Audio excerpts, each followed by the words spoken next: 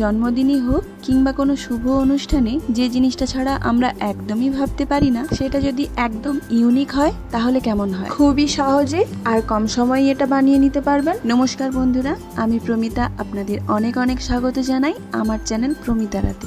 আর আজকের recipe jelly fruit cake. তাহলে চলো দেরি না করে শুরু করা যাক। আর এই কেকটা বানানোর জন্য প্রথমেই আমি এক থালা ভর্তি ফ্রেশ ফল নিয়ে নিয়েছি।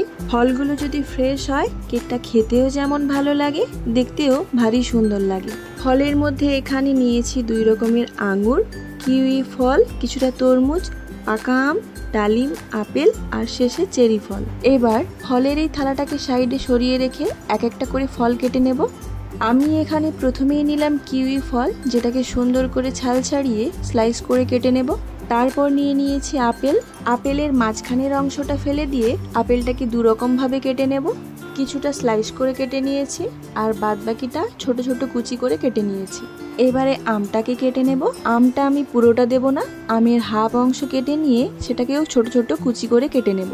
তারপর নিয়েছি চেরি ফল, যেটাকে একটা ছুরির সাহায্যে রাউন্ড শেপে কেটে নেব। এবারে যে 2 রকমের আঙুর নিয়েছি, এটাকে আমি 2 রকম ভাবে কেটে নেব। প্রথমে আমি আঙুরগুলোকে 2 ভাগে ভাগ করে কেটে নিয়েছি আর কিছু আঙুর কোনাকুনি কেটে হার্ট শেপ দিয়ে নিয়েছি। আঙুরগুলো যদি একটু লম্বা ধরনের হয় তবে হার্ট শেপগুলো ভালো আসে। তারপর তরমুজের বীজগুলো ফেলে দিয়ে কিছুটা স্লাইস আর কিছুটা কুচি করে কেটে নেব। এবার শেষে নিলাম ডালিম, এটার মাঝ বরাবর কেটে এর দানাগুলো বের করে নিয়েছি।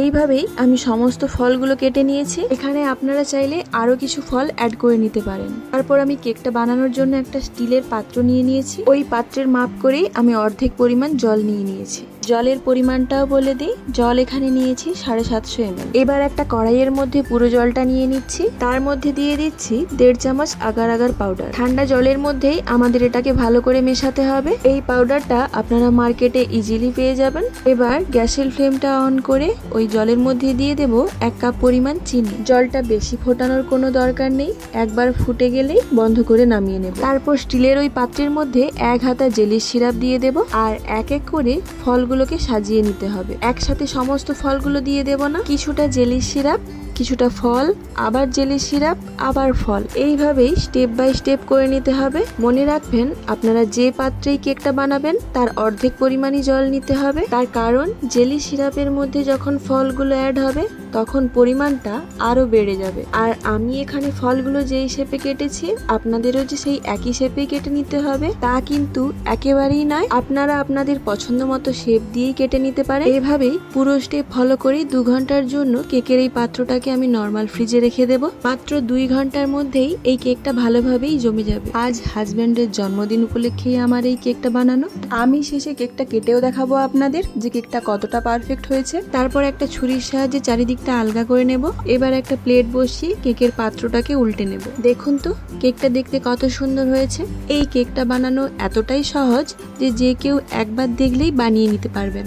ভিডিওটা ভালো লাগলে লাইক, কমেন্ট, শেয়ার, সাবস্ক্রাইব করতে ভুলবেন না। আর ফেসবুক, ইনস্টাগ্রাম থেকে দেখে থাকলে পেজটি ফলো করে পাশে থাকার অনুরোধ রইল।